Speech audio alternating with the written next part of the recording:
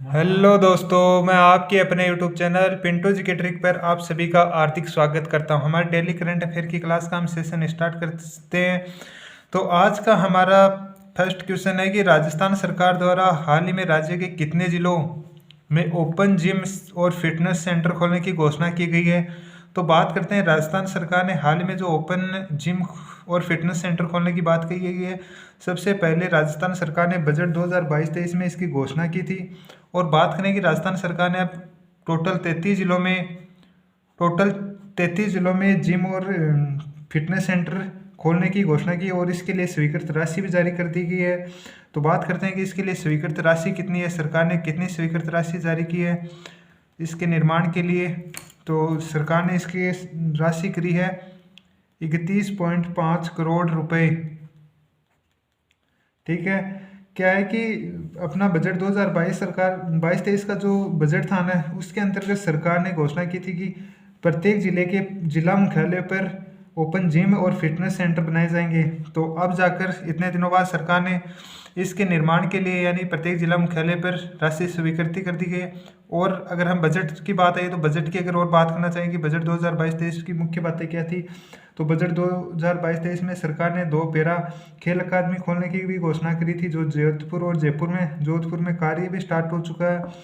जोधपुर वाली जो अपना पैरा खेल अकादमी है उसका। और बजट में घोषणा की थी कि जो दिल्ली में अपना उदयपुर हाउस बना हुआ है, दिल्ली में जो उदयपुर हाउस है उसके अंतर्गत नेहरू ट्रांजिट हॉस्टल का निर्माण किया जाएगा, जिससे छात्रों को लाभ हो सके। और बात करें, उसमें घोषणा की थी बजट 2022 में कि 18वीं जो स्काउट गाइड जम्बूरी का आयोजन होगा वो भी अपने राजस्थान के रोहट पाली शहर में होगा, जो कि अब जनवरी में 2023 में स्टार्ट हो जाएगा 4 जनवरी से। और बात करेंगे बजट में और क्या घोषणा हुई थी, तो बजट 2022-23 में सरकार ने यह भी बोला था कि जयपुर और जोधपुर और कोटा में Rajiv Gandhi knowledge service and innovation hub खोला जाएगा। यानी अपने राज्य के 3 जिलों जयपुर, जोधपुर और कोटा में।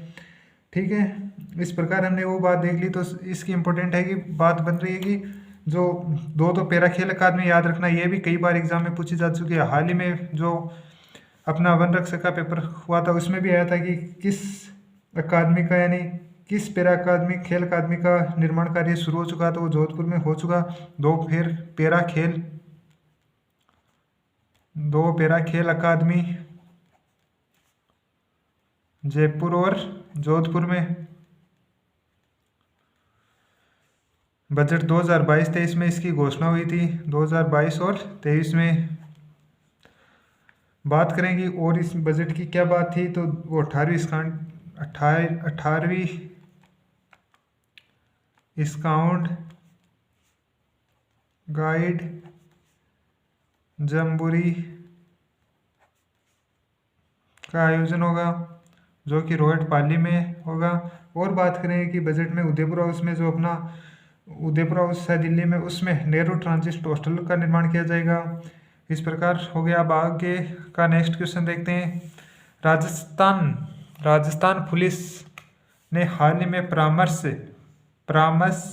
प्रकोष्ठ का गठन किया है। इसका संबंध किससे है? तो अपनी जो राजस्थान पुलिस है, इन्होंने हाल ही में ये एक इस परामर्श प्रकोष्ठ का गठन किया है। इसका संबंध किससे है? तो अगर इसका संबंध की बात करें तो अपने राज्य के अंदर जो भी अपराधी हैं, अपराधी यानी कोई अपराधी अपराध कर रहा है, उसके जो भी फॉलोवर है, चाहे वो फेसबुक हो, ट्विटर हो, चाहे वो इंस्टा, कैसे भी फॉलोअर्स कर रखे हैं, उन फॉलोअर्स से जो फॉलोअर्स कर रखे हैं उनकी उनकी निगरानी करना यानी उनकी छानबीन करना और उसकी प्रोफाइल को चेक कर कर उनकी शिकायत यानी घर तक पहुंचाना, जिससे अपराधियों के अंदर जो उनकी फॉलोअर्स की शक्ति बढ़ती जा रही है उसको कमज़ोर करना और उसको सही मार्ग पर लाना यानी उसे सही राह दिखाना। इस प्रकार राजस्थान पुलिस ने ये इसका संबंध की बात करें तो अपराधियों के फॉलोवर बनने वालों को सही राह पर लाने के लिए देख रहे हो कि आप देख रहे होंगे कि अपराधी गतिविधि बढ़ती जा रही है दिनों दिन। उसको कम करने के लिए यह राजस्थान पुलिस के द्वारा इसका गठन किया गया है लाने के लिए। अब बात करते हैं नेक्स्ट क्वेश्चन की। नेक्स्ट क्वेश्चन है अपना आज का कि राज्य सरकार द्वारा राज्य स्तरीय प्रतियोगिता पदक में विजेता खिलाड़ियों को कितनी राशि दी जाती है। यानी अपने राजस्थान सरकार के जो राज्य स्तर पर टूर्नामेंट होते हैं उनको उनमें पदक लाने पर राज्य सरकार द्वारा कितनी राशि दी जाती है। अगर उसकी बात करें कि राज्य सरकार कितनी राशि देती है, तो राज्य सरकार अगर कोई खिलाड़ी गोल्ड मेडल लाता है तो 1 लाख रुपए, रजत पदक 50,000 रुपये और कांस्य पदक अगर जीता तो 30,000 रुपये। अगर हम पैरा ओलंपिक और ओलंपिक खेलों की बात करें तो ओलंपिक खेलों में 3 करोड़ राशि दी जाती है गोल्ड मेडल पर और 2 करोड़ कांसे पर, और रजत पर देखें तो 1 करोड़।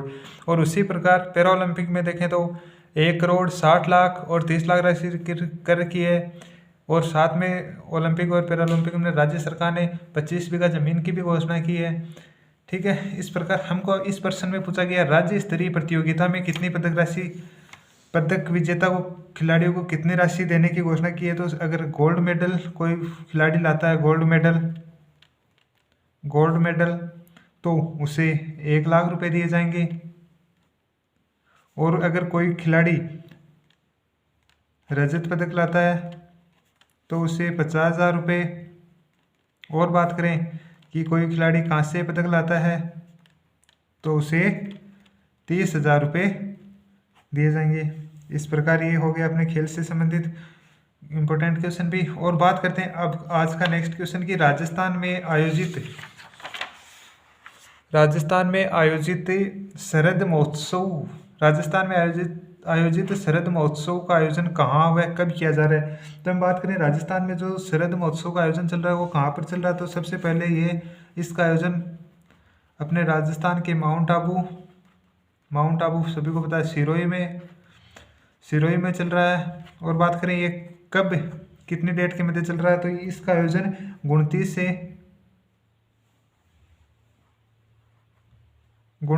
से 31 दिसंबर 2022 को चल रहा है। और बात करेंगी 29 से 31 दिसंबर 2022 हो गया। अब बात करेंगी सिरोही में और कौन सा महोत्सव होता है। तो सिरोही में ग्रीष्म महोत्सव का भी आयोजन होता है जो कि जून में होता है। और बात करें सिरोही की बात करें तो सिरोही के अंतर्गत आबू का पठार आ जाता है, सिरोही माउंट आबू, और सनसेट पॉइंट सिरोही में आ जाता है। माउंट आबू अभ्यारण्य भी सिरोही में आ जाता है जो जंगली मुर्गों के लिए प्रसिद्ध है माउंट आबू अभ्यारण्य सिरोही वाला। और सिरोही में अगर झील की बात करें तो सिरोही में नक्की झील आ जाती है। और अगर हम बात करना चाहें सिरोही की तो माउंट आबू सिरोही में आ जाता है जो कि आबू के पठार पर स्थित है। और राजस्थान की सर्वोच्च ऊंची चोटी भी सिरोही में आ जाती है। ठीक है, 1722 मीटर ऊंचाई। और बात करना चाहिए हम सिरोही की अगर और करें तो शरद महोत्सव का आयोजन हाल ही में सिरोही में चल रहा है। अब बात करते हैं अपना आज के सेशन का नेक्स्ट क्वेश्चन है कि हाल ही में आयोजित अहिंसा रथ के परिवर्तन समारोह में किसके निर्माण पर आयोजित किया गया है। जो हाल ही में अहिंसा रथ के परिवर्तन समारोह का आयोजन किया गया है, किसके निर्माण पर आयोजित किया गया है। तो बात करें कि यह निर्माण किसका था, तो यह था भगवान महावीर जी का। बात करते हैं किसका था, तो भगवान, ये जैन धर्म से थे भगवान महावीर जी। बात करें इनका धर्म तो जैन धर्म आ जाता है, जैन धर्म से संबंधित थे। और बात करना चाहिए जैन धर्म से हो गए। बात करेंगे जैन धर्म के कौन से तीर्थंकर थे, तो 24वें आ जाते हैं, 24वें तीर्थंकर। ठीक है, अगर हम बात करना चाहें कि ये कौन सा निर्माण था उनका, कितने नंबर का था, तो ये 2550वां निर्माण था। ठीक है, अब बात करें इस जो ये आयोजन हुआ था, समारोह हुआ था, इसके अंतर्गत अशोक गहलोत जी के द्वारा 3 पुस्तकों का भी विमोचन किया गया था। अगर अशोक गहलोत जी की बात करें, अशोक गहलोत जी ने 3 पुस्तकों का विमोचन किया था। अशोक गहलोत जी ने बात करें कि वो पुस्तक कौन कौन सी थी, 3 पुस्तकों का विमोचन किया।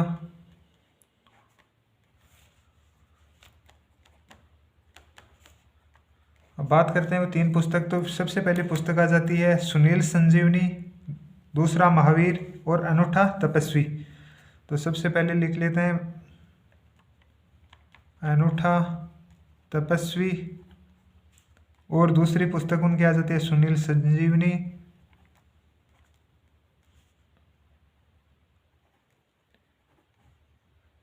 तीसरी पुस्तक की बात करें तो तीसरी पुस्तक आ जाती है दूसरा महावीर।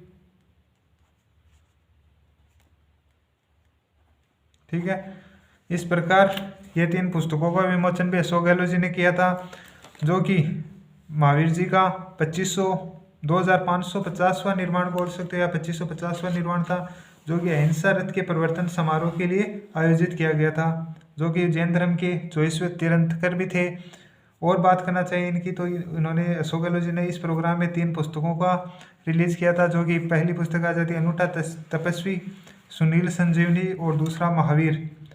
अब बात करते हैं आज का सेशन का अपना नेक्स्ट क्वेश्चन, वो आ जाता है एक योजना से, हम डेली की एक योजना लेते हैं उस पर चर्चा करते हैं। तो उससे पहले मैं आपको बताना चाहूँगा कि अपनी डेली करंट अफेयर की क्लास आती है और डेली जीके की, राजस्थान जीके की, और राजस्थान में स्पेशल आपका राजस्थान जीके से संबंधित स्पेशल वीडियो भी आपको मिलता है, वो भी देखना ना भूले।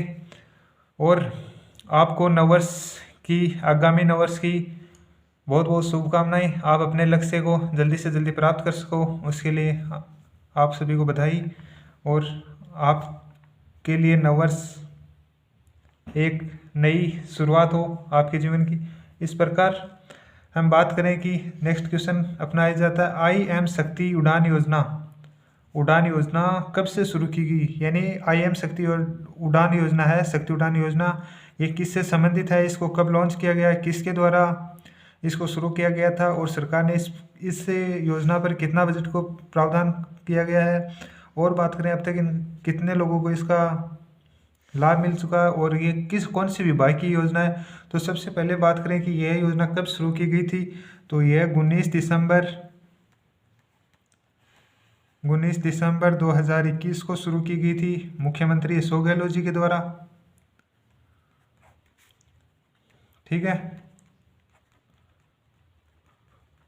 अब बात करें नेक्स्ट कि IM शक्ति उड़ान योजना है, ये मुख्यमंत्री जी ने 19 दिसंबर 2021 को शुरू की गई थी। अब बात करें कि ये योजना किससे संबंधित है, तो ये योजना जो भी महिला या बालिका 10 वर्ष से 45 वर्ष की आयु के बीच में है, उनको 1 वर्ष प्रति माह, यानी प्रति माह 12 सैनिटरी नैपकिन, यानी वर्ष बात करें कि 10 से 45 वर्ष आयु के मध्य के महिला बालिका को निःशुल्क प्रति माह बात करें 12 सैनिटरी नैपकिन का वितरण किया जाएगा, ठीक है। अब बात करें कि इस योजना के लिए सरकार ने कितने बजट में कितना रुपए प्रस्तावित किए थे, तो बजट में प्रस्तावित रुपए की बात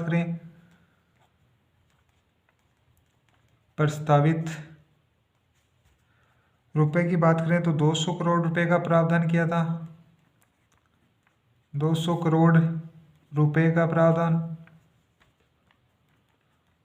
ठीक है, अगर हम बात करना चाहें कि ये योजना कौन सी विभाग की आ जाती है, तो ये योजना आ जाती है अपने महिला एवं बाल विकास विभाग की, महिला एवं बाल विकास विभाग की योजना है। ठीक है, इस प्रकार ये योजना महिला एवं बाल विकास विभाग की हो गई। और अगर इसमें बात करें कि ये ग्रामीण क्षेत्रों के टोटल 282 ब्लॉक में प्रत्येक ब्लॉक के 5 जो भी चयनित आंगनवाड़ी केंद्र होगी उन पर ये 10 से 45 वर्ष की जो महिला वर्ग के अंतर्गत है या बालिका, उनको 12 सैनिटरी नैपकिन प्रति माह के हिसाब से दिए जाएंगे। ठीक है, तो इस प्रकार हमने आज का सेशन देखा।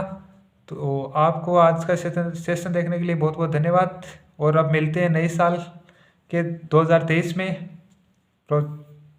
में। ओके।